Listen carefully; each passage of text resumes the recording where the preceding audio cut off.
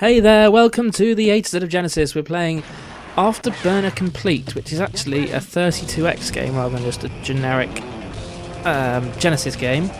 Forgot what the hell I was doing. I just said it's the A to Z of Genesis, and I forgot that I was on the Genesis. I am losing my mind, you know. You see, my mind it got up one day, and it went walkie-walkie, and it never came back, so I had to make do with the brain I stole from a chimpanzee. No. So yes, this is Afterburner Complete. I don't know why it's called Afterburner. Hang on, I'll Google it. Let's do that. I do like to give you information. Google has got the information, so let's have a look. Afterburner Complete. Question mark. There we go. Wikipedia. What a great website. If you want to find something out, normally you Google it. But if you want a bit more in-depth information, you find. Oh, what the fuck? You go onto Wikipedia. Oh, that doesn't help. That doesn't help. I don't know what it's about.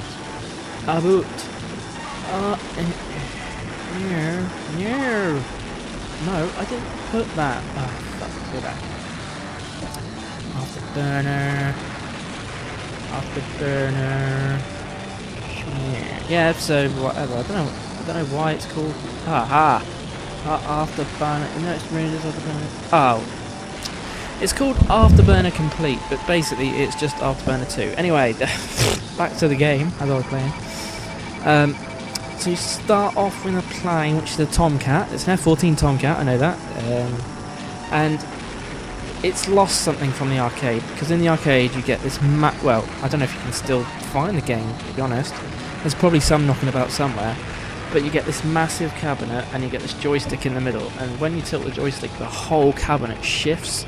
So if you push forward, obviously it moves forward and left and right, and the chair swivels. It's absolutely fantastic. If you can find one, no matter what the price, put a quid in, or put a couple of quid in and have a go, because it is brilliant. So, right, I'm going to change the settings a bit. I'm going to make it really easy, see how far I can get. Probably not very far, because it is really hard. It's intense as well, but it's really difficult to see what's going on and dodge the missiles, because it is just running at such a pace. But it's a cracking little game. I can remember playing. I've never played it on the Genesis before. This is my first time. I've played it in the arcade on one of those big cabinets, which is an experience and a half. But my biggest memory of this is playing it in a game called Shenmue. Shenmue is on Dreamcast, and it's based in 1980s, but for some reason your character has a Sega Saturn, which came out in the 90s somethings, he has a Sega Saturn in his TV room, I guess you could call it, and you can play Afterburner. In the sequel you can. In Shenmue 2 you can play Afterburner. In the first one you can play Super Hang-On and something else. Oh, I can't remember what that game's called. It's the one where you're flying through space. Space Harrier. I said, well, the one where it's flying through space, and I thought, oh yeah, Space Harriers. Why don't I just think of Space Harrier in the first fucking place? But so yeah, you've got put the difficulty setting on to easy, and it's relatively easy. But it's still, just look at the shit that's going on. I mean, and this is only stage 2, and it's pretty intense after a while. But yeah, love it. It's a great fun game. It's a bit like a I guess you could call it sort of like I don't know what the bloody call it. A thingammy game. What's it called? What are those games called where you like play them for 5 minutes? I don't fucking know, but that's what basically this is, because it was made for the arcade, and people want them to spend money on in the arcade, so they don't make the games too long. They make them, it's going to be no more than 5 minutes. So basically, once you play through this a couple of times, I suppose you can get really good at it, and then it would last longer, but it's not going to last that long. I mean, this video is only 7 minutes, and I've had 2 goes on it. And there's pretty much all you're going to see is in the first few levels. After that, it's just more of the same. Maybe it'll get a bit faster. There'll be more enemies on the screen and stuff like that, but it doesn't really change things up as much. But it doesn't really matter, because for 5 minutes you're in this. You are a pilot, basically. You're a pilot, and you're on a deadly mission to destroy these bastards, and for some reason they've sent you on your own, so you're stuffed. It's you against the entire whatever army you don't like. Let's call them, oh no, that would be really racist. there'll probably be a backlash. So we'll say it's the Zimblakinikinons. Okay?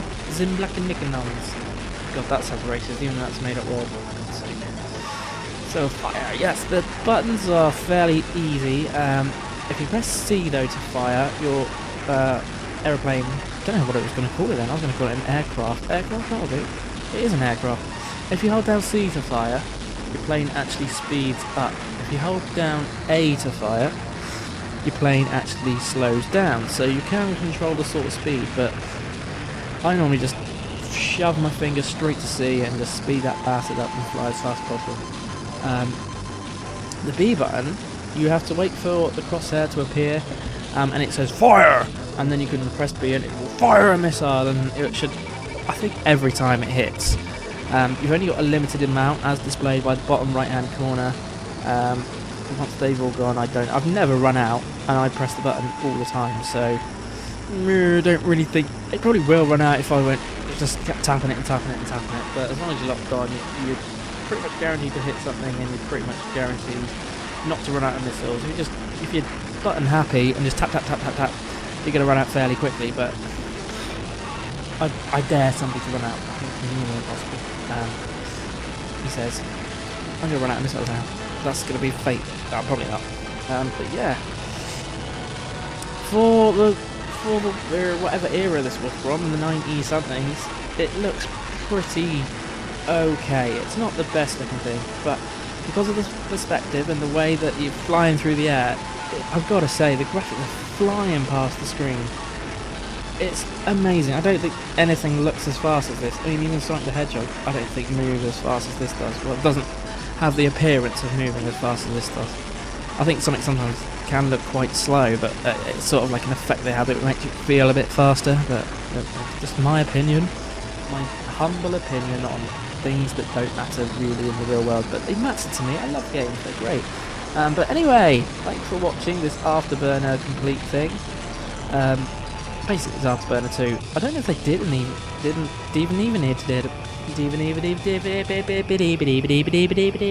don't know if they even did a Goodbye.